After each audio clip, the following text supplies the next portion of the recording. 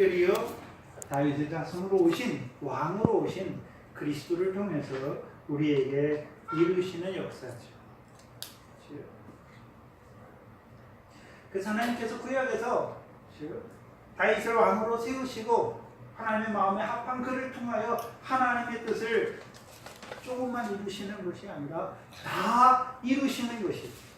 근데 다윗을 통해서 육적 다윗을 통해서 이루신 역사는 잠깐이에요. 한 번뿐이란 말이죠. 그래서 다윗의 자손으로 보내신 그리스도를 통해서 이제 그를 다윗의 위에 함께 하여 주셔서 그 다스림으로 말미암아 하나님의 백성에게 영원히 이루어 가시는 거예요.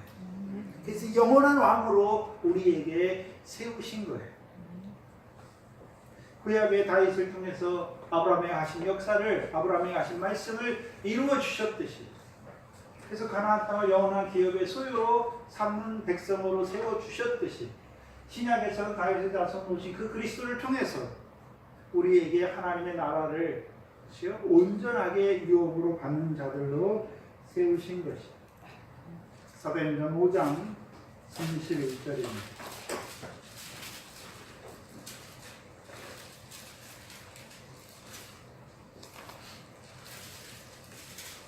베드로 설교의 핵심이죠.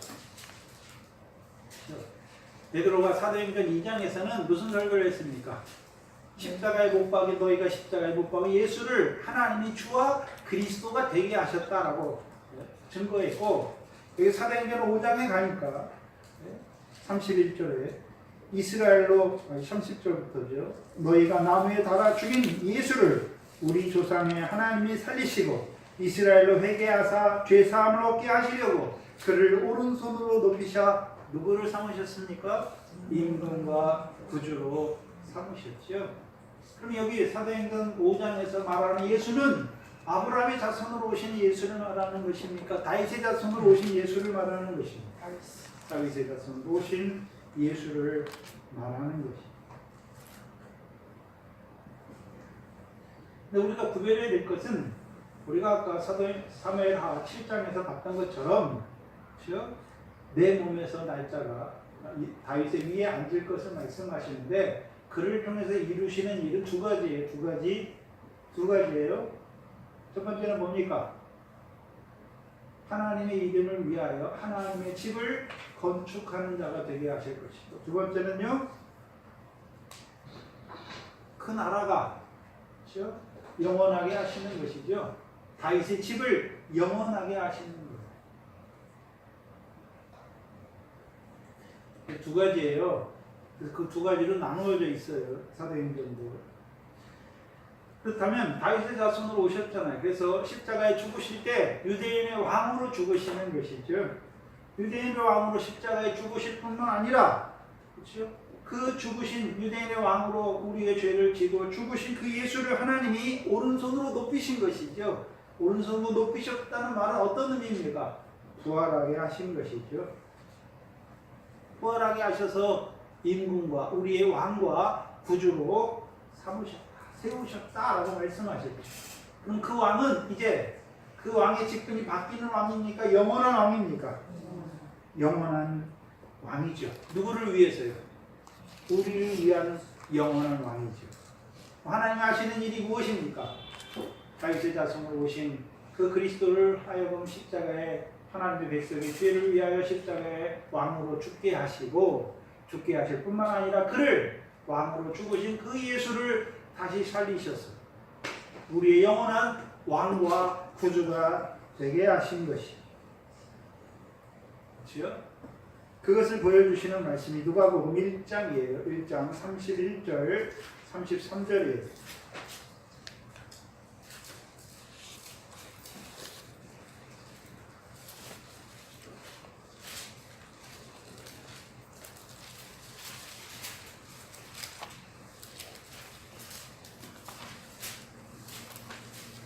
누가복음 1장 31절로 33절이죠.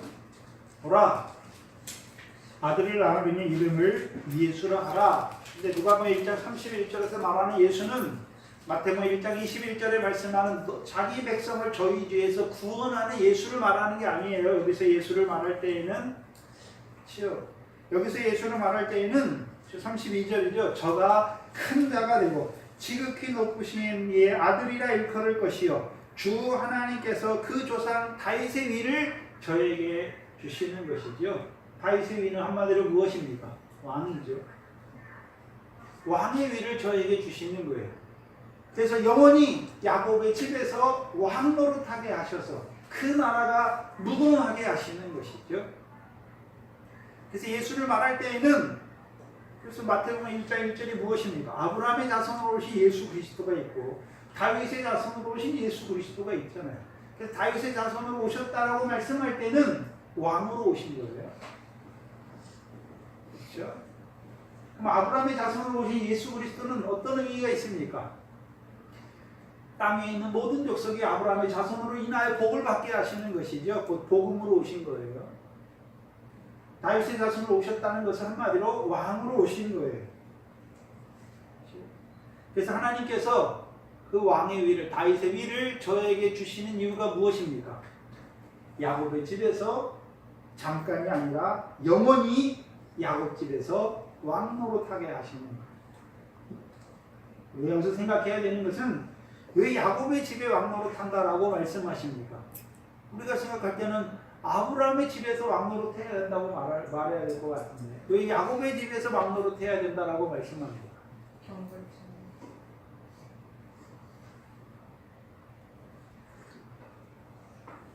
시편 105편이죠.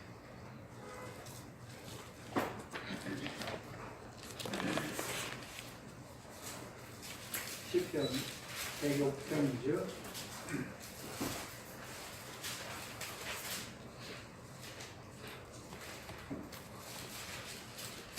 8절로 11절 말씀이죠.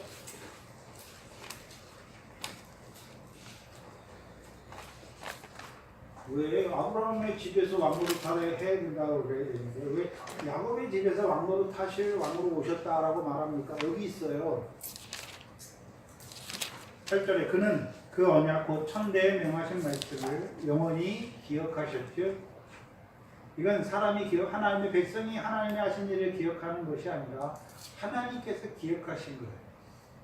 그래서 하시는 일이 무엇입니까? 기억하셔서 그 말씀대로 천대에 명하신 말씀대로 이루어 가시는 역사를 보여주시는 거예요. 9절에 아브라함에게 언약하셨어요.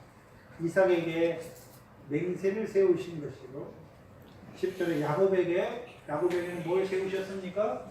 율례죠. 그 율례의 내용이 무엇입니까? 야곱에게 세우신 율례의 내용이 뭡니까? 곧 이스라엘에게 하신 영영한 언약이지요. 야곱에게 율례 있고로 야곱에게 율례를 세우신 이유는 무엇입니까? 야곱과 야곱의 자손들로 하여금 영영한 언약의 백성이 되게 하려고. 그럼 영영한 언약의 내용이 무엇입니까? 11절이에요. 11절이에요. 내용이 무엇입니까? 가나안 땅을 내게 주어. 야곱의 자손들에게 주어.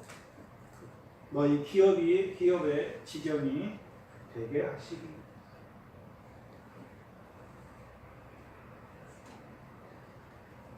야곱에게 세우신 율례를 이루시기 위해서 오신 왕이에요. 그럼 야곱에게 세우신 율례를 이루신다는 말은 하나님의 백성이 가나안 땅을 영원한 기업으로 얻기 위해서 율례를 지켜 행하는 자기들이 행하는 자가 아니라 다윗의 왕으로 오신 그가 백성의 의와 공도를 이루어 주셔서 그들에게 세우신 율례를 온전하게 하시는 이루는 자가 되게 하셔서 이루는 자마다 이제 가나안 땅을 영원한 기업의 소유로 얻는 자가 되게 하시는 거예요. 되게 하시는 거예요. 물론 사사기 때에도 가나안 땅을 기업의 소유로 삼아요. 근데 온전치 못한 것이죠. 신명기 8장입니다. 신명기 8장 8절이죠.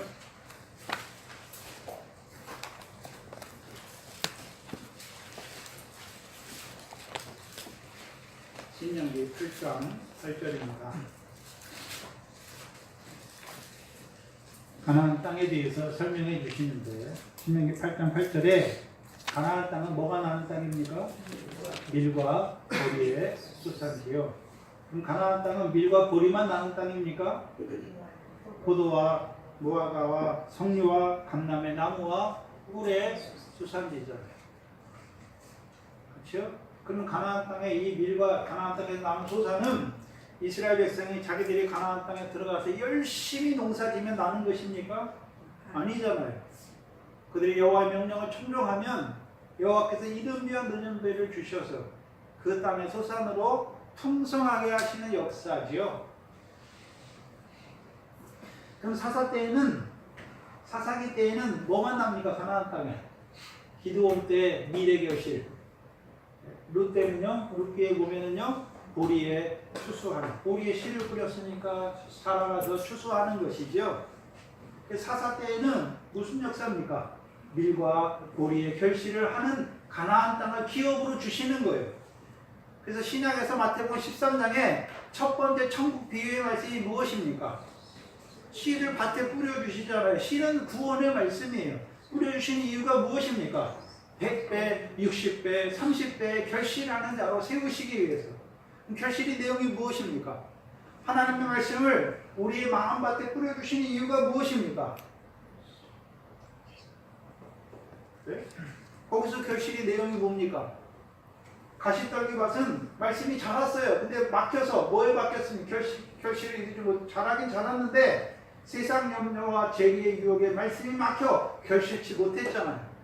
그럼 결실한다고 하는 것은 신약에 있는 우리는 무슨 우리에게 실제로 보이는 육적 이스라엘처럼 가나안 땅을 주는 것이 아니라 하나님 나라에 들어가게 하셔서 천국 말씀을 주시잖아요. 왜 주십니까? 이제 세상 염려, 재리의 유혹이 하나하나 끊어지게 하셔서 끊어지는 것마다 무엇입니까? 신약 그게 미래 결실이에요. 미래 결실이에요. 그래서 우리가 세상 염려, 재리의 유혹 한마디로 뭐 때문에 합니까? 육신의 목숨을 위해서 무엇을 마실까, 먹을까, 마실까 염려하는 거죠. 그렇죠?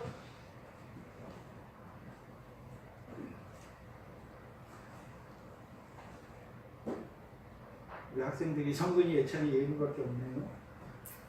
왜 공부하세요?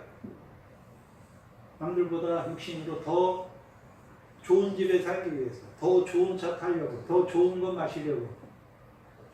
그건 이방인이에요. 하나님 백성이라고 말하지만 이방인이에요.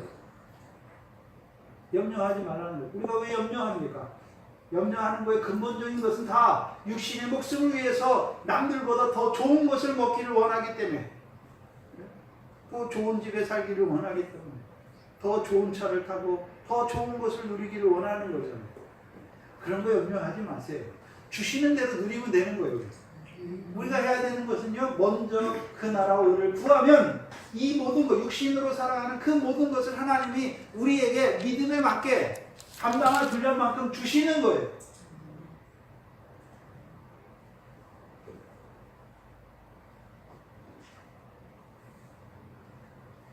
저희 육신의 자녀들이지만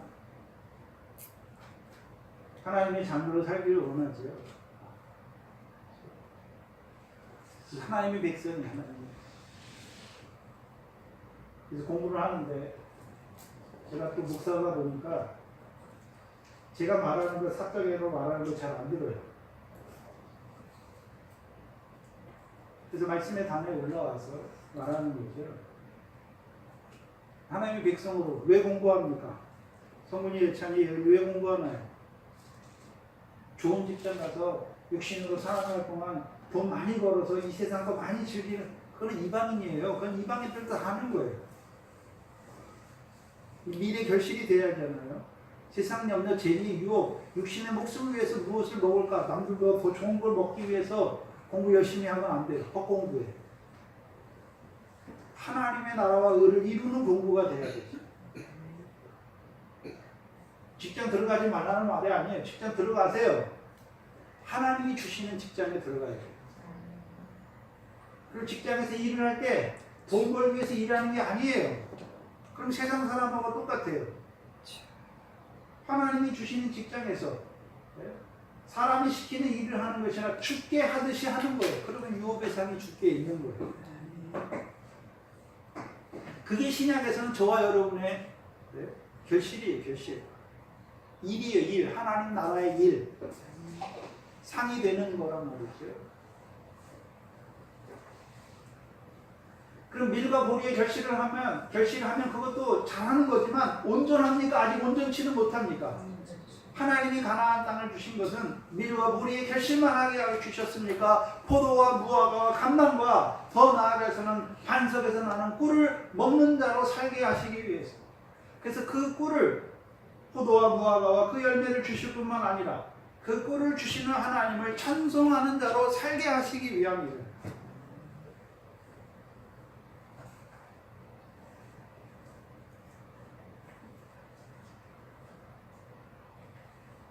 그래서 다윗이 왕이 되신 것은, 다윗을 왕으로 세우신 것은 이제 육적 이스라엘에게, 밀과 보리의 결실만 하는 그들에게 이제 그 땅의 포도와 무화과와 열매와 감람의 열매도 꿀의 소산도 먹는 자로 하나님을 찬송하는 백성으로 살아가게 하기 위해서. 그래서 구약에 꿀을 먹는 처음의 역사가 어디 나옵니까? 삼손 때 나와요. 삼손 때.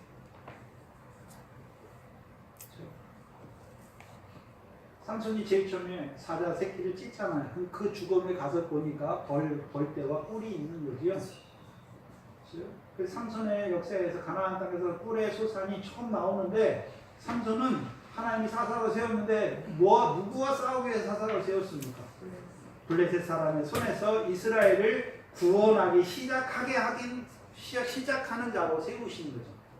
그럼 꿀은 이제 어떤 대적과 싸울 때 꿀이 있는 것입니까? 블레셋이. 그래서 블레셋과 싸우는 그 요나단이 꿀을 먹는 자가 되잖아요. 사무엘상에 들어야 꿀에 대해서 말씀할 때 뭔 줄 알죠? 그래서 이제 가나안 땅에서 밀과 보리만 먹는 자가 아니라 가나안 땅의 열매도 먹게 하시고 그 꿀도 먹는 자로 세우게 하기 위해서 다윗을 세우신 것이. 그래서 하나님께서 이스라엘에 주시고자 하셨던 그 가나안 땅을 온전한 기업의 소유로 삼는 자들로 세우시는 거예요.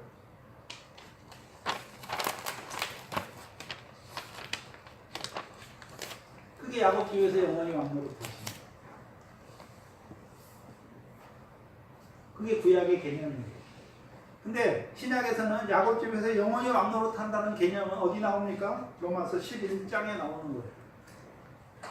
로마서 11장 25절, 26절, 27절이죠.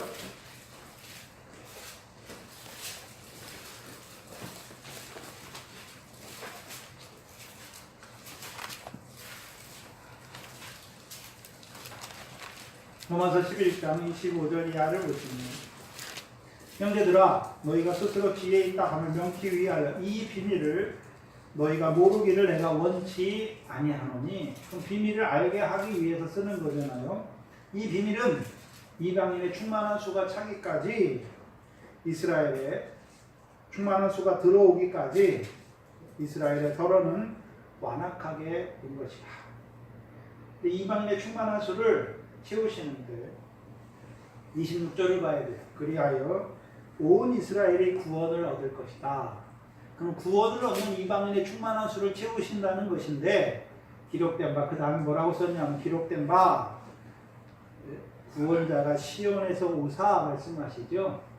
구원자인데 어디서 오시는 구원자입니까? 시온에서 오시는 구원자로 말미암은 구원을 얻는 이방인의 충만한 수를 채우는 거예요. 그래서 구약에 시온이 처음 나오죠. 시온이 언제 처음 나옵니까? 다윗이 예루살렘을 점령한 때에 그 성을 무슨 성이라고 말하는 것입니까? 시온 성이에요. 그래서 시편 2편 6절에 내가 나의 거룩한 왕을 나의 거룩한 산, 내가 나의 왕을 나의 거룩한 산 어디에 세웠습니까? 시온에 세우는 거예요. 그걸 다윗을 통해 보여주시는 거예요. 그래서 구원을 말할 때에는 애굽에서 나오는 것도 구원이에요. 광야에서 얻는 것도 구원이고, 사사 때 사사를 통해서 이루시는 것도 구원이에요. 그럼 왕을 세우신 이유가 무엇입니까? 시온의 왕으로 말미암아 하나님의 백성들로 시온의 구원을 이루는 자로 세우는 것이죠. 그래서 이방인의 충만한 수는 그냥 이방인 중에 예수 믿는 충만한 수를 채우는 것만 말하는 것이 아니라 시온에서 오시는 구원자로 말미암은 구원을 얻는 이방인의 충만한 수를 채운단 말이죠. 그럼 시온의 왕은 다윗이니까 다윗의 자손으로 오신 그리스도로 말미암은 구원을 얻는 그 이방인의 충만한 수를 오늘도 채워가시는 거예요.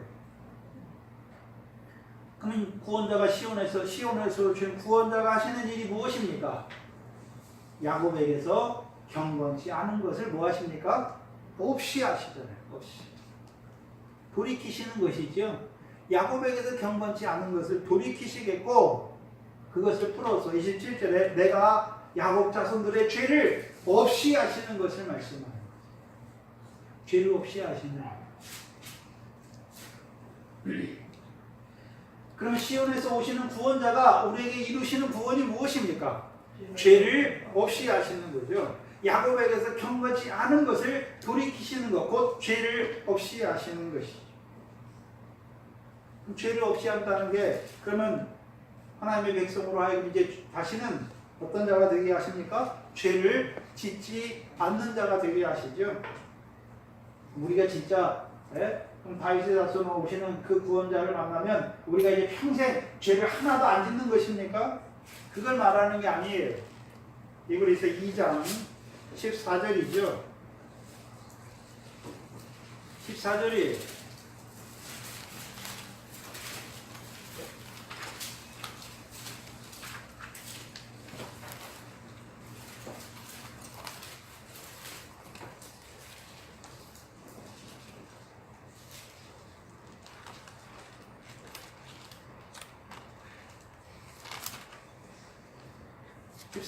자녀들아 혈육에 함께 속하여 자녀들은 혈육에 함께 속하였으며 그도 또한 한 모양으로 혈육에 속하시는 사망으로 말미암아 사막의 세력을 잡은 자 마귀를 뭐 하시러 오셨습니까? 없이 하시. 마귀를 없이 하러 오신 거예요. 마귀가 무슨 세력을 잡았습니까? 사망의 세력을 잡았잖아요. 고린도전서 15장이죠.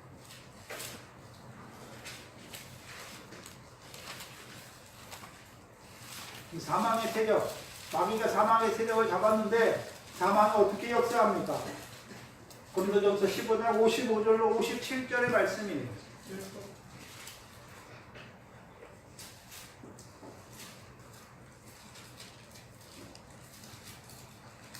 55절로 56절을 같이 읽어봅니다. 시작. 사망아 너의 이기는 것이 어디 있느냐?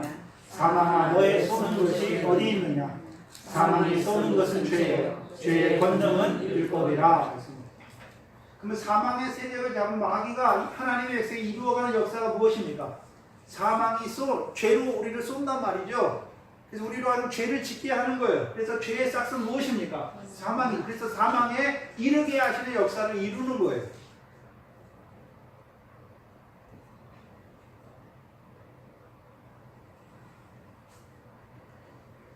죄의 권능은 율법이잖아요. 우리 하나님의 말씀을 주셨는데 그 하나님의 말씀으로 하여금 우리로 하여금 죄를 이루게 하는 역사가 무엇입니까?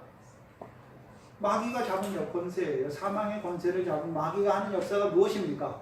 하나님의 말씀을 받은 자로 하여금 그 하나님의 말씀을 인하여 죄가 사망 안에서 왕노릇하는 자들로 세워버린단 말이에요.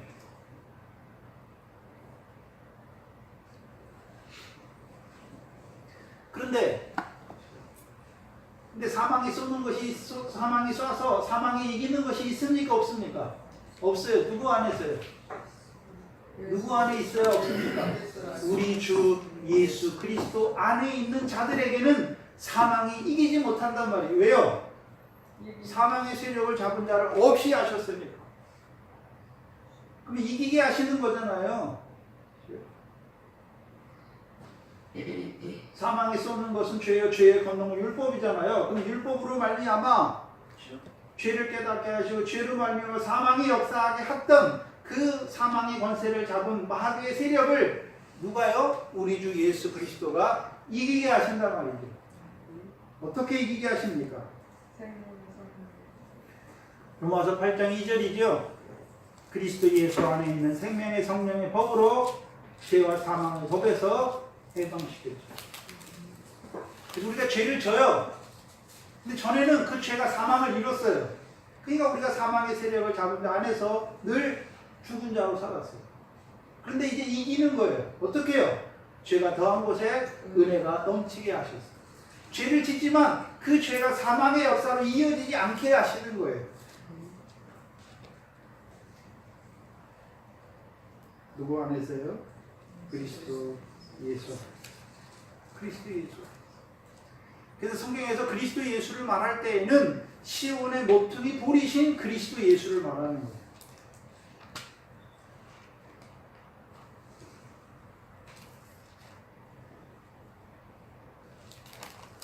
곧 시온에 세우신 보배롭고 산 모퉁이 돌이죠. 그 베드로전서 2장 4절 이하 6절 이하에 나오는 말씀이잖아요. 내가 보배롭고 견고한 돌을 시온에 세우는 그를 믿는 자는 그렇지? 부끄러움을 당치 아니하지만 그를 믿지 아니하는 자는 부끄러움과 수치를 당할 것이다 라고 말씀합니다. 시온의 모퉁이 돌이신 예수, 다윗의 자손으로 오신 예수를 말씀하시는 거죠.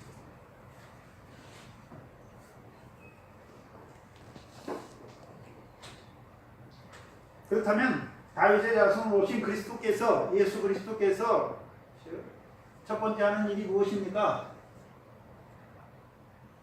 사망의 세력을 잡은 자 마귀를 없이 하시는 거예요. 우리가 죄가 없다는 것이 아니라 우리가 죄를 짓지만 죄의 역사로 사망에 이르지 않는 자가 되는 것이죠. 왜요? 그리스도 안에 있어, 그리스도 예수 안에 있는 생명의 성령의 법 안에 있으니까 죄가 더한 곳에 은혜가 더욱 넘치게 하시는 것이죠. 그것이 새 계명의 첫 번째 돌파입니다. 구약의 모세를 통해 주신 첫 번째 돌파는 우리가 하나님을 사랑하는데 마음을 다하고 목숨을 다하고 뜻을 다해 사랑해야 되는데, 신약의 예수 그리스도께서 주신 새 계명의 첫 번째 돌파는 우리 보고 사랑하라는 게 아니에요. 내가 너희를 사랑한 것 같이. 어떻게 사랑하셨습니까? 십자가에 죽기까지 사랑하셨을 뿐만 아니라 죽으신 뒤에도 옆구리를 창에 찔리셔서 우리를 위하여 피와 물을 흘리시는 그리스도시입니다.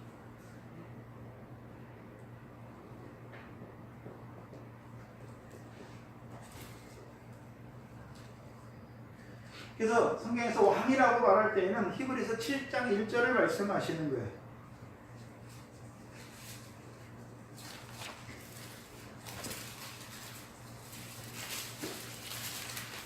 이 말씀을 들으시면서 이게 정리가 이렇구나 착착착 되는 사람은 말씀을 묵상 열심히 하셨고 성경을 계속해서 잘 읽으셨고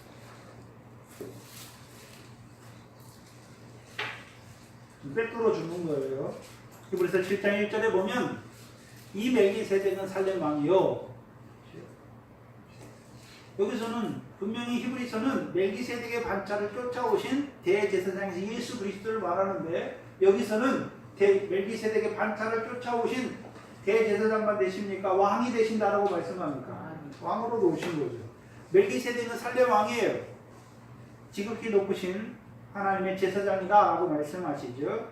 근데 제사장만 되는 것이 아니라 2절에 아브라함이 그 일체 10분의 1을 그에게 나눠주니라.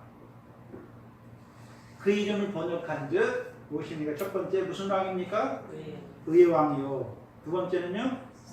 살렘 왕이 곧 평강의 왕이다라고 말씀합니다. 그 예수는 멜기세덱의 반차를 쫓아오신 왕으로 오신 예수잖아요. 멜기세덱이 살렘 왕이니까 살렘 왕의 반차를 쫓아오시는 왕이잖아요. 다윗의 자손으로 오셨다라고 말씀할 때는 살렘 왕의 반차를 살렘 왕의 반차를 쫓아오신 다윗의 자손으로 오신 왕이란 말이죠. 그러면 뭘 이루기 위해 오셨습니까?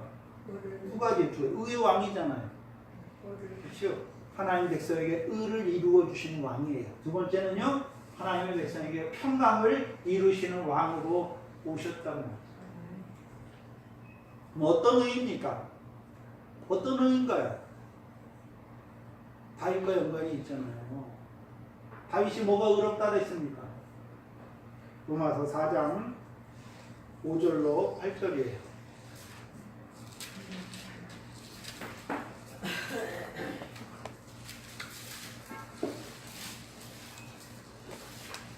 (5절로 8절이에요)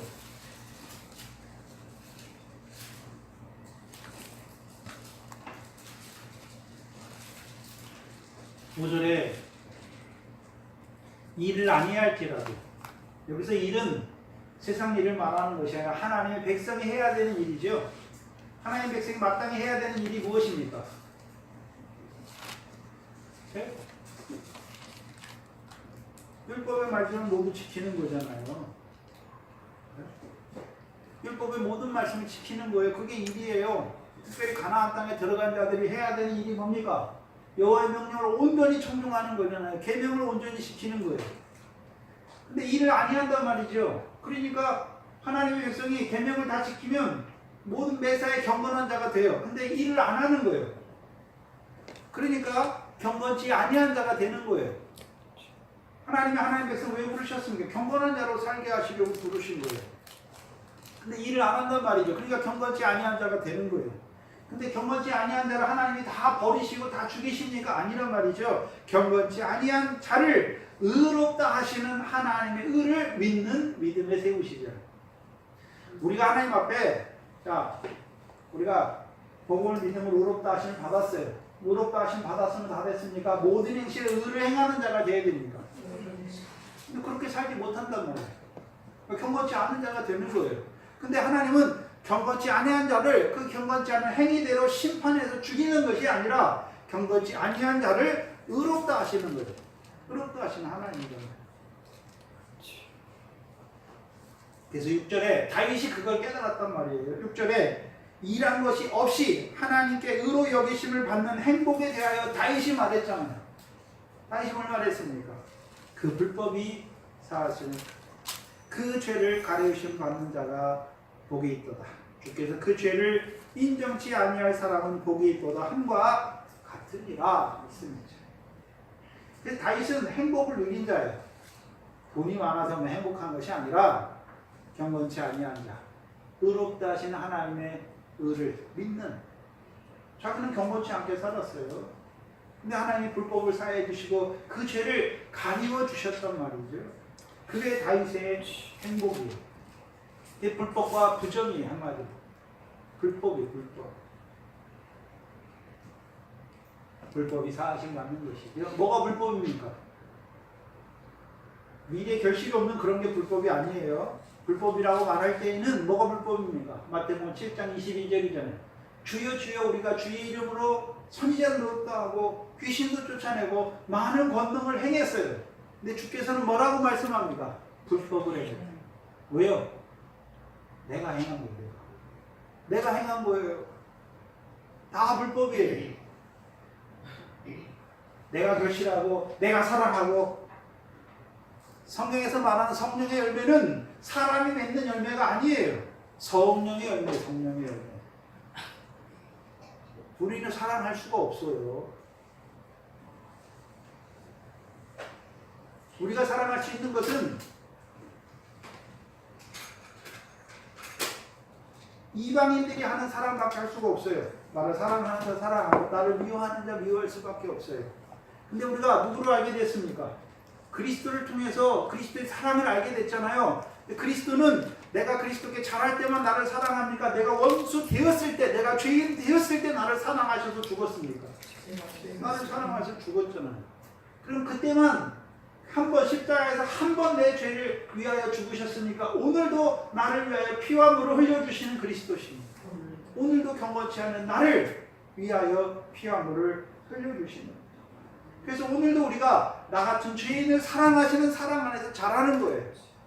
하나님 믿는다고 하는 것은 우리가 하나님 앞에 뭘 열심히 하는 것이 아니라 나 같은 죄인을 사랑하시는 하나님의 사랑과 은혜를 던지고 가는 거예요. 그 은혜 안에서 자라가는 거란 말이에요.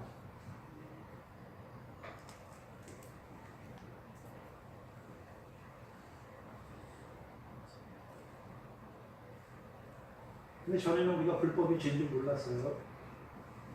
불법이 죄인 줄 몰랐어요. 불법이 죄인 줄 몰랐으니까 내가 교회를 위해서, 내가 하나님을 위해서 열심히 일했죠. 다 죄란 말이죠. 죄인지도 모르고 그렇게 살았어요. 근데 다윗이 왕이 되니까 뭐가 죄입니까?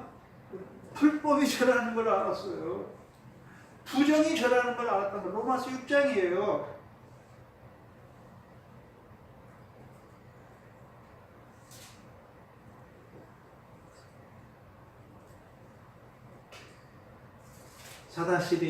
사사시대의 죄는 여호와의 목전에 악을 행하는 거예요. 여호와를 버리고 바알과 아스다롯을 생기는 거잖아요. 근데 다윗을 왕으로 세우신 뒤에는 뭐가 죄입니까? 불법이 죄예요. 부정이 죄란 말이죠. 근데 그 불법을 사해 주시고 그 부정을 가리워 주시는 거예요. 그래서 우리가 죄의 단계가 있어요. 우리가 믿음이 자랄수록 죄도 자라가요.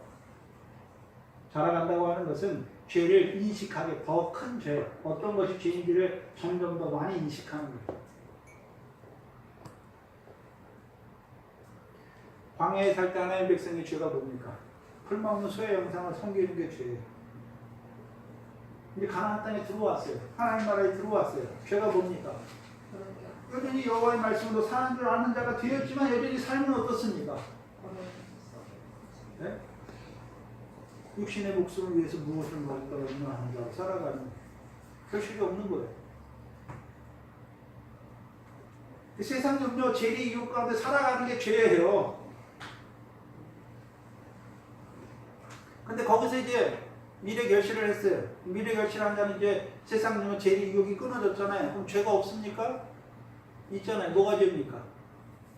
쇠알지고 썩어지고 더러운 것을 따라 사는 것이 죄죠. 그게 죄예요. 근데 사사기의 역사, 하나님이 사사를 세우셔서 이제 밀과 보리의 결실을 하는 자들로 세워주셨죠. 그 다음에 이제 대적으로 나오는 게 무엇입니까? 블레셋이죠. 블레셋은 한마디로 할례 없는 백성이다라고 말해요. 다윗과 요나단을 통해서 블레셋을 말할 때는 뭐가 없는 백성입니까? 할례가 없는 자들. 그럼 반대로 이스라엘 백성은 뭐를 받은 자들입니까? 할례의 언약을 받은 자들. 그래서 블레셋을 말할 때는 아낙 자손이에요. 네프림의 후손 아낙 자손이에요. 골리앗을 말할 때 대장들이에요. 대장들. 그럼 할례 없는 백성이 이스라엘 백성에게 이루는 역사가 뭡니까? 이스라엘 백성은 할례의 언약에 받은 백성인데 그들도 할례 없는 백성으로 만든단 말이에요. 그래서 구약에서 육적 할례를 말씀하지만 골로새서 2장에서는 그리스도의 할례, 육적 몸을 벗게 하는 거예요. 그래서 네피림의 후손 아낙 자손이 대장부들이 하는 역사가 뭡니까? 창세기 6장이에요. 6장. 하나님의 아들들을 육체가 되게 하여 하나님의 신이 떠나게 하여 멸망을 이루는 자들입니다. 그럼 오늘도 블레셋 대적, 하나님의 백성의 대적의 역사가 뭡니까? 우리가 그리스도의 할례, 육적 몸을 벗는 자로 살아가야 되는데 계속해서 육체의 소욕을 따라 행하게 해서 그 육체 가운데 육체를 위해 심어서 육체로부터 썩어지는 것만 거두게 한단 말이죠.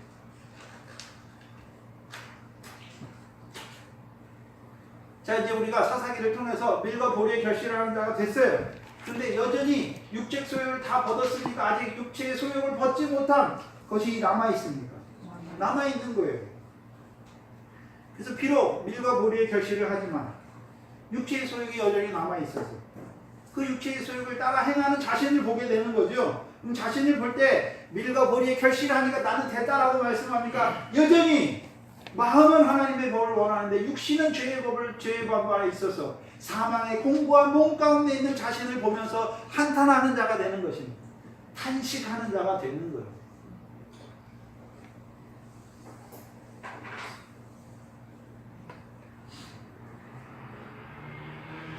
그럼 무엇 때문에 육체의 소욕을 따라 행하는 것입니까?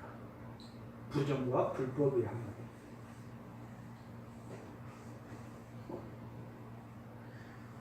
그러면 다윗의 자손으로 오신 시온의 왕은 하나님 백성이 이루시는 역사가 뭡니까? 불법이 가르침을 받고 부정이 가르침을 받는 자로 세우시는 하나님, 그를 이루는 거예요.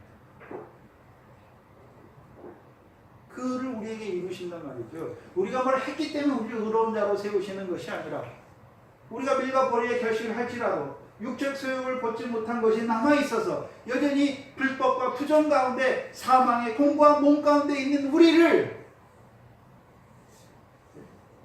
죄가 있다, 너희는 사망이다 판결하지 아니하시고 우리의 불법을 사하여 주시고 우리의 부정을 가리워 주셔서 경건치 아니한 우리를 의롭다 하시는 그 의의 왕이 오셨단 말이에요. 저와 여러분이 오늘도 하나님 앞에 의로운 자로 설 수 있는 이유가 무엇입니까? 여러분이 한 주간 동안 뭐 의로운 일을, 선한 일을 많이 했기 때문에 서는 게 아니에요. 선한 일을 많이 했어요. 근데도 악한 일도 했잖아요. 그럼 율법은 하나만 지키면 다 된 것입니까? 하나 다 지키다가 하나만 범하면 죄입니까? 여러분이 선한 일을 행하다가 하나만 악한 거 있어도 여러분이 선인입니까? 죄인입니까? 죄인이에요, 하나님 앞에.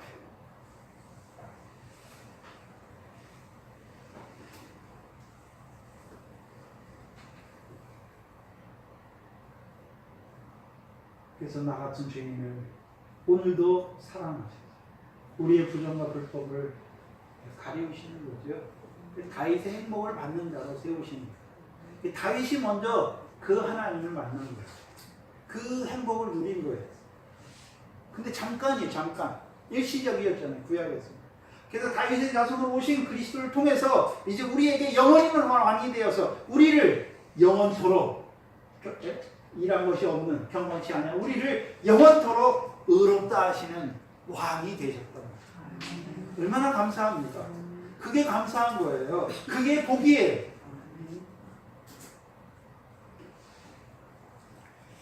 문제는 시온의 모퉁이 돌로 세우신 그리스도 예수, 곧 다윗의 자손으로 오신 예수를 알지 못하는 자들. 오늘도 예수를 믿는데 근데 아브라함의 자손으로 오신 예수 그리스도가 어떤 의미가 있고 다윗의 자손으로 오신 예수 그리스도가 나와 어떤 상관이 있는지를 알지 못하는 자로 살아가요. 그럼 어떤 자가 됩니까? 불법이 죄인지 부정이 죄인지 알지 못해요. 자기는 열심히 해요. 하나님을 위해서. 내가 하나님을 위해서 헌금도 하고 내가 뭐도 하고 다 불법이에요. 우리는 하나님 앞에 할 수 있는 게 죄밖에 지을 수밖에 없어요.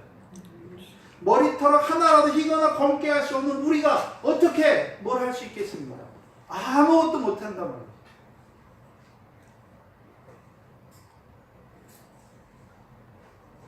근데 자기가 내가 했다. 그게 다 자기의에 자기의. 내가 하나님 말씀 지켰다. 내가 뭐 했다. 다 자기의예요. 그게 불법이라는.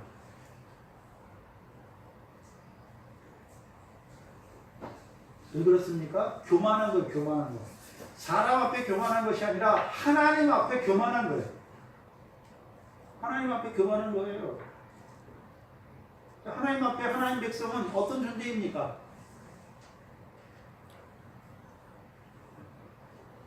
일찬이 머리카락 희거나 검게 할 수 있어요? 없지요? 이게 내 게잖아요. 내 건데 왜 할 수 없어요? 우리는 아무것도 할 수 없는 자예요. 하나님이 검게 하시고 하나님이 희게 하시면 희게 하시는 것이지 우리가 근데 착각하고 살자. 이건 내 몸이야. 내 마음대로 할 수 있다고 살잖아요. 내 마음대로 하고 싶으면 우리 예찬이는 아마 키가 180 되는 걸 원했을 거예요. 근데 못해요. 내가 내 몸을 내 마음대로 할 수 있으면 안 아파야 돼요. 이경래 원사님. 안 죽어야 돼요. 할 수 없어요. 우리는. 하나님이 주시는 거. 하나님이 되게 하시는 가운데 살아가는 거예요. 문제는 하나님이 왜 나를 아프게 하셨고 왜 나를 이렇게 작게 하셨고 왜 이렇게 원망하는 것이 아니라 그 가운데서 하나님의 뜻을 찾는 거예요.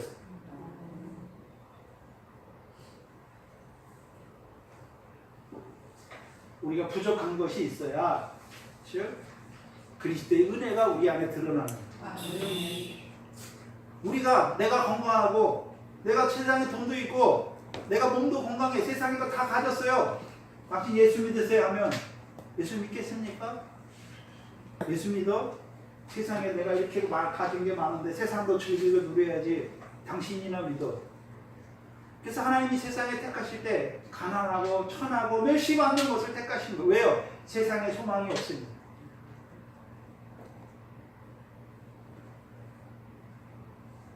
근데 문제는 하나님 믿는 백성 중에 다윗의 자손으로 오신 그리스도를 알지 못하니까, 그리스도가 나와 무슨 상관이 있는 줄 알지 못하니까 뭐가 죄인지도 모르고 살아요.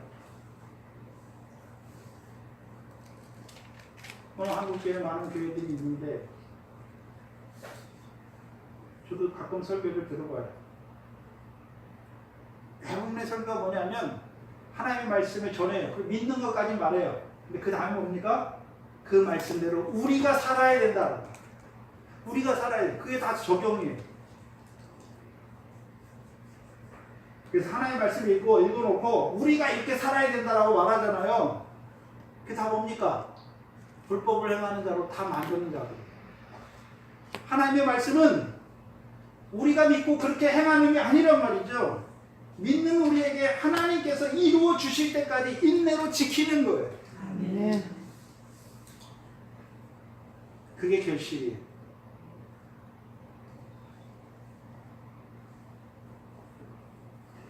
의의 왕으로 오셨어요. 그래서 우리는 아무것도 할 수 없어요. 오히려 우리는 불법을 행하고 부정한 자로 살아갈 수밖에 없어요. 뭐가 부정합니까? 여러분, 세상 사람들은 배우자를 두고 가늠하는 사람, 육적 가늠하는 사람을 부정하다고 말하세요. 근데 성경에서 말하는 부정은 사람의 마음에서 나는 게 부정하게 하는 거죠. 더럽게 하는 거죠. 더럽게 하는 거. 악한 생각, 살인의 마음, 간음의 마음, 음란의 마음, 거짓 증거, 도적질, 회방이죠.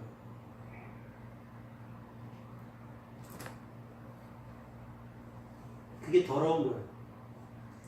우리 속에 생각만으로 우리가 더러운 거예요. 근데 그걸 몰라요. 형제를 미워하는 거, 마음에 살인의 마음이 있는 거예요. 그 사람 미워하는 거잖아요. 살인의 마음이 있으면서 자기는 저 사람이 이렇게 했으니까 저 사람 미워하는 게 당연하다고 생각해. 더러운 줄 모른단 말이죠. 저 사람을 미워하면서 교회 다니면서 저 권사님은 미워, 보기 싫어, 서운해. 그러면서도 자기가 더러운 줄 알지 못하는 거예요. 죄가 죄인 줄 모르니까 그 더러운 가운데서 계속 행하는 거예요. 사함받지 못했으니까 결국 그 죄가 무엇을 이루게 됩니까? 사망을 이루게 되는 거죠. 그 미움이란 죄가 그 안에서 죄가 사망 안에서 왕노릇하는 자가 되는 거예요. 왕노릇한다고 하는 것은 그 죄가 나를 다스리는 거예요. 그러니까 내가 늘 죄의 종이 되는 거예요. 왜요?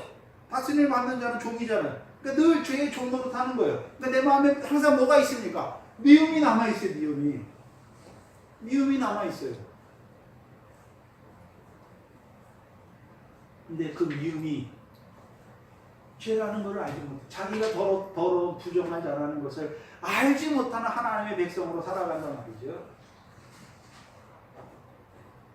그럼 다윗의 자손 의의 왕을 안다는 의미는 우리가 부정과 불법을 행해 늘 교만한 자로, 내가 뭘 하는 자로.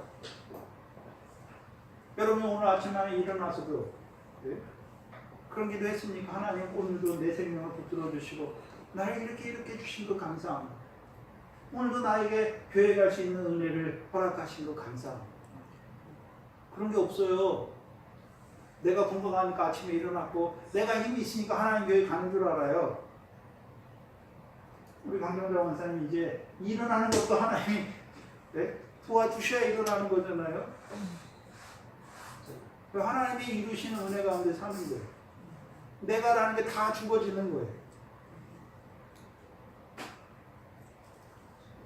우리가 말로는 깨닫잖아요. 근데 실생활에 들어가면 대부분이 뭡니까? 나예요, 나. 내 생각, 내 주관, 내 경험, 내 방법이에요. 우리는 하나님의 백성이잖아요. 하나님은 우리를 다스려야 되죠. 말씀에 붙잡혀 살아가야 되는데 내 뜻에 붙잡혀 살아간단 말이죠.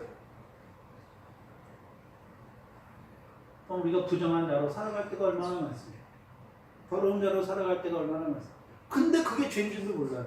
그러니까 그게 죄인 줄 알았으면 죄인을 사랑하신 하나님 앞에 나가서 죄를 자백하며 사함 받을 건데 그게 죄인 줄 알지 못하니까 그 부정과 불법 가운데 늘 행하니까 죄가 사망 안에서 왕노릇한 거예요.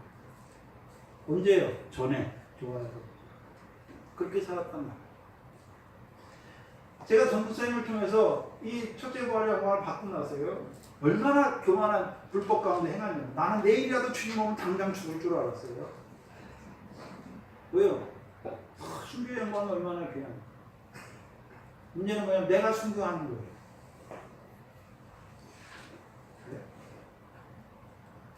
내가 순교한 나는 가장 빛난 영광을 보니까 여전히 예수 믿으면서 세상 거 바라보는 자들 더러운 거예요. 여러분. 하찮은 거예요. 그 사람 믿음도 없는 것 같은 거예요. 그러니까 판단하고 정죄하고 있는 믿음도 다 무너뜨리고 그랬죠. 교만해, 교만해. 근데 하나님께서 저를 이끌어 가신 역사를 보면 아무것도 난 아무것도 할 수 없는 자예요. 오히려 아브라함 같이 하나님의 언약을 저버리고 애굽으로 갔던 그런 남들 하나님께서는 애굽 사람을 통해 부끄러움 당하게 하시고 다시 그 믿음의 길을 갈 수 있도록 세워주시는 거예요. 그 믿음의 길을 가면서도 또 86세 되니까 자기 힘으로 씨를 얻어보려고 이스마엘을 낳는 하가를 취해서 이스마엘을 낳는 그런 불법을 행하는 그게 아브라함뿐만 아니라 저와 여러분 그게 아브라함이 경건치 않은 거예요. 근데 이제는요 우리가 경건치 않은 것이 무엇인지를 알아요. 그래서 늘 부정과 불법 가운데 살아가는 우리를 보면서 늘 사망의 공고한 몸 가운데 있는 우리를 보면서 탄식하잖아요. 그럼 그들을 위해서 탄식하는 자들, 애통하는 자들 그대로 두십니까? 의롭게 하시는 것이죠. 의롭게 하시는 어떻게 해요? 불법과 부정을 사하여 주시고 우리도 다윗과 같은 행복을 맛보는 자로 세우는 거예요. 오늘 우리가 다윗과 같은 그 행복을 맛보는 자로 살아가야 합니다. 그게 의의 왕을 모신 자로 살아가야 합니다. 두 번째는요, 평강의 왕이죠. 그럼 하나님의 백성에게 뭘 이루어주시는 왕으로 오셨습니까? 평강이에요, 평강. 그래서 평강의 왕이다. 가장 잘 나타내 주신 것이 로마서 16장입니다. 로마서 16장 20절이죠.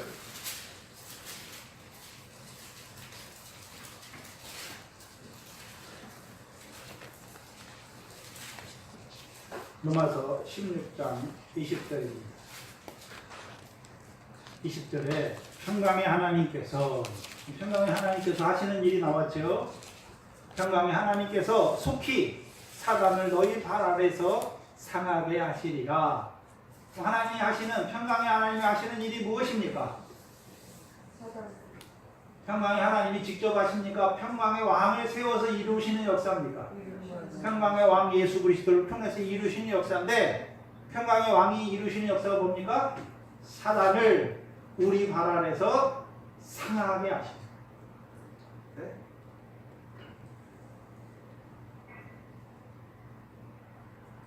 사단의 역사가 있잖아요. 그래서 데살로니가후서 2장 9절 이하에 사단의 임함은 나오거든요.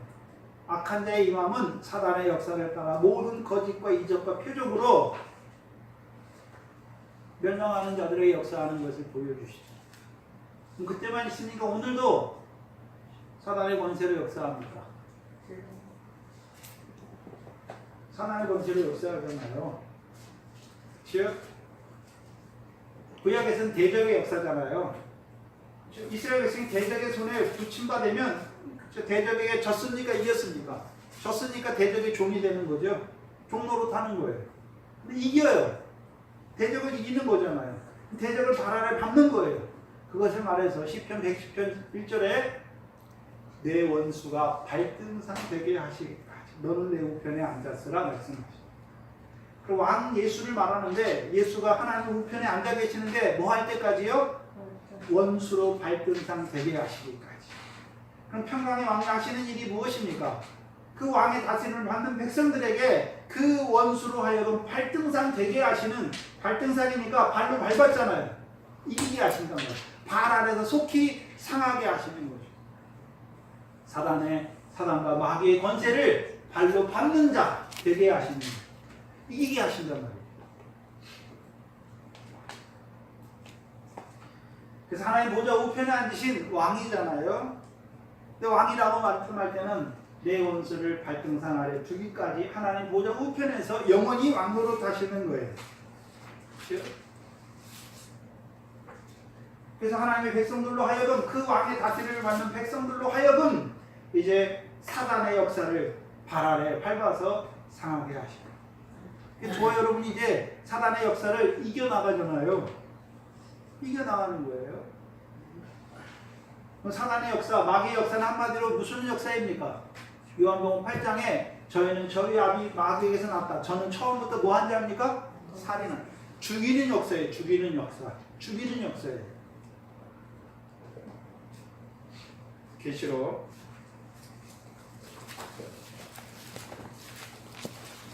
20장이고요.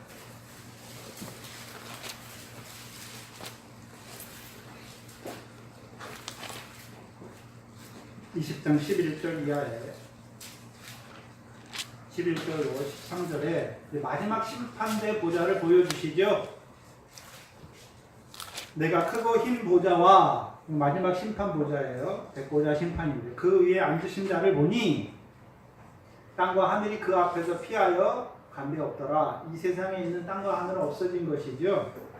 또 12절에 또 내가 보니, 성경 보세요. 내가 보니 죽은 자들이 물론대소하고 그 보좌 앞에 섰는데, 죽은 자들도 이때 다 어디 섭니까? 흰 보좌 앞에 서는 거예요. 그 책들이 펴있고 또 다른 책이 펴졌으니 그 생명책이라 죽은 자들이 자기 행위를 따라 책들에 기록된 대로 뭘 받습니까? 심판을 받아요. 근데 13절에 보니까 바다가 그 가운데 죽은 자를 내어주고 사망과 음부도 그 가운데 죽은 자를 내어주죠. 그럼 마귀의 권세, 사단의 권세는 바다의 권세로 하나님의 백성을 죽였고 사망의 권세로 하나님의 백성을 죽였고 더 나아가서는요 음부의 권세로 하나님의 백성을 죽이는 그 일을 했단 말이죠. 그 일을 한 거예요. 그럼 오늘도 사망의 권세 아래 죽이는 역사를 알아야 되잖아요. 바다의 권세, 사망의 권세, 음부의 권세 아래서 하나님의 백성을 해하는, 죽이는 권세, 그게 누가 하는 역사입니까? 사단이 하는 거예요. 그 예수님께서 하시는 역사는 뭡니까? 제자들을 사람하면 업으로 세우잖아요. 왜 세웁니까? 바다에서 죽은 자로 살아가는 그들을 살리시기 위해서. 그렇죠? 그리고 마태복음 13장에 그 비유를 제자들에게 다 말씀하시고 이 모든 비유를 깨달았느냐 말씀하니까 그들이 깨달았다고 말할 때 그들을 누구로 세웁니까? 천국의 제자된 서기관으로 세우죠. 왜 세웁니까? 사망의 권세 아래 죽은 자들을 살리시기. 그리고 마태복음 16장에 여러분이 잘 아는 주는 그리스도시요 살아계신 하나님을 고백하는 그 베드로에게 내가 이 반석 위에 음부의 권세가 이기지 못하는 내 교회를 세우겠다라고 말씀을 해요. 그럼 반대로 음부의 권세에 지는 자들은 음부의 권세에 죽은 자잖아요. 그럼 마귀의 권세가 사단이 하는 역사가 뭡니까? 오늘도 하나님의 역사를 바다의 권세로, 사망의 권세로, 음부의 권세로 죽이는 일을 하는 것이고, 왕이신 그리스도께서 하시는 일이 무엇입니까? 사람 낳는 어부를 보내서 바다 가운데 죽은 자들을 살리고, 사망의 권세 아래 죽은 자들을 살리고, 음부의 권세 아래 죽은 자들을 살리는 그 일을 한단 말이에요. 바다의 권세가 뭡니까? 바다 아래도 땅이 있어요. 근데 그 땅에서는 그 땅에도 분명히 풀과 씨 맺는 채소와 씨가지 열매 맺는 과목에 씨가 있지요. 납니까 못 납니까? 못 나요. 못 난단 말이에요. 세례를 통해서 그 바다가 물러가게 하시고 무치되게 하시니까 땅에서 나게 하시고.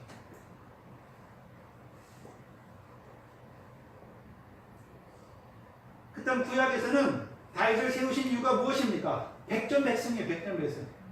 하나님이 다윗을 세워서 이기게 하시니까 어디를 가든지 대적에게 다 이기는 것이죠.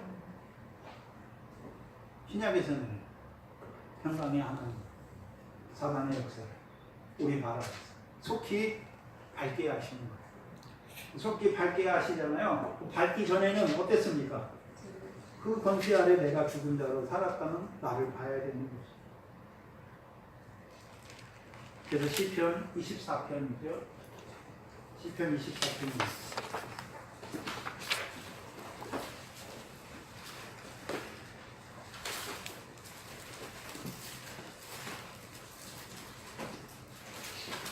저도 말씀을 증거하면서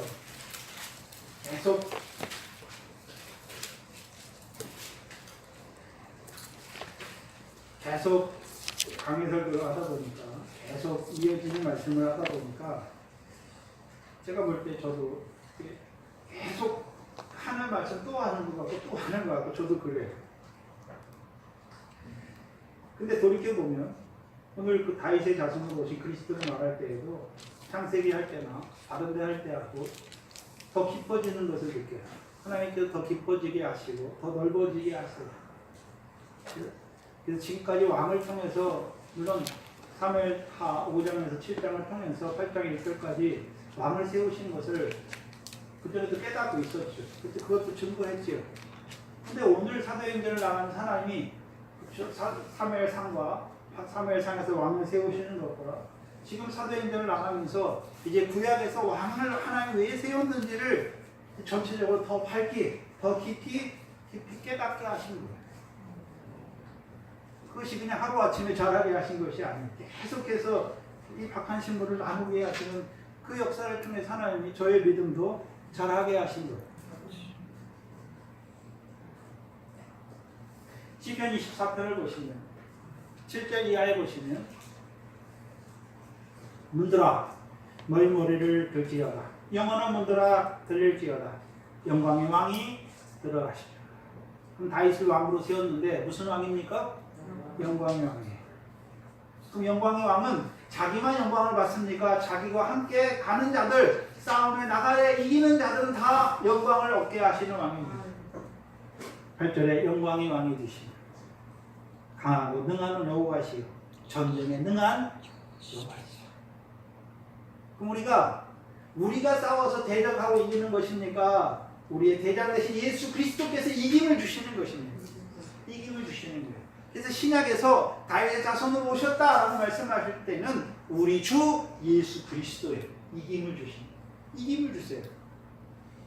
사망의 공고한 몸 가운데 있는 우리에게 이김을 주세요. 어떻게 해요? 사망의 세력을 잡은 자 마귀를 없이 하셔서 사망의 권세 아래에 있는 우리를 이기게 하시는 거잖아요. 음부의 권세 아래에 있는 우리를, 음부의 권세 아래 죽은 자로 살아가는 우리를 반석, 주는 그리스도시요 살아계신 하나님의 아들을 믿게 하셔서 그 믿음으로 음부의 권세에서 이기는 자로 살리십니다. 그래서 하나님이 우리가 이스라엘의 군대인데 이스라엘이 하나님을 위해 싸우는 게 아니에요. 여호와께서 대대의 이스라엘을 위해서 싸운단 말이죠.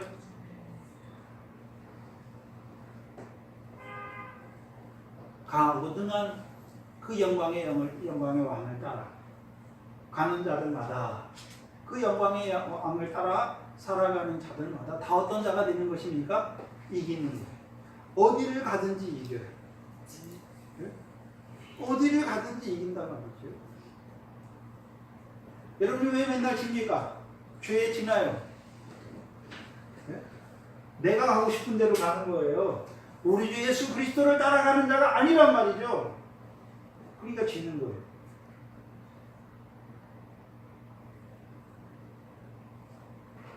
신약에서는요, 구약에서는 다윗을 통해서 대적을 이기게 하시고, 신약에서는요, 다윗의 자손은 예수 그리스도를 통해서 이제는요, 사망과 음부의 권세를 이기는, 즉 교회로 세워 가시는 거예요.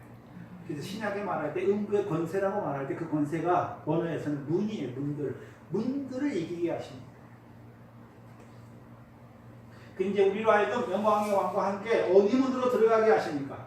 의의 문과 평강의 문, 구원의 문으로 들어가게 하시는 거예요.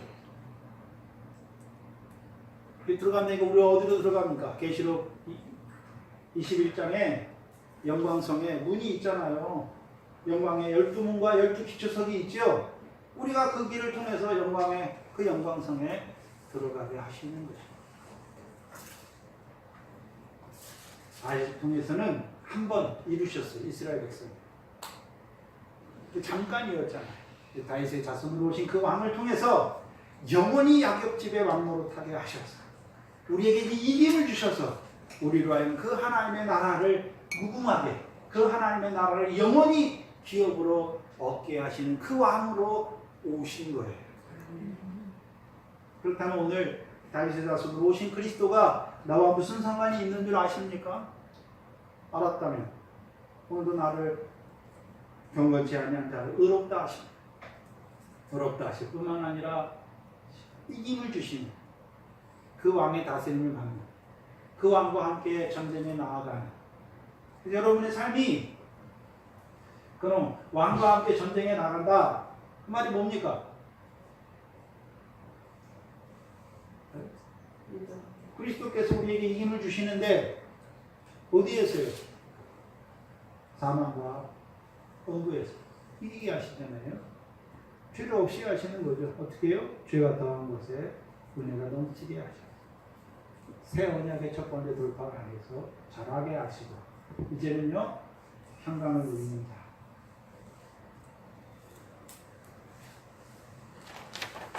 또와 평강의 왕을 모신 자로 살아가는 저와 여러분 되시기를 주의 이름으로 축원합니다. 기도합니다.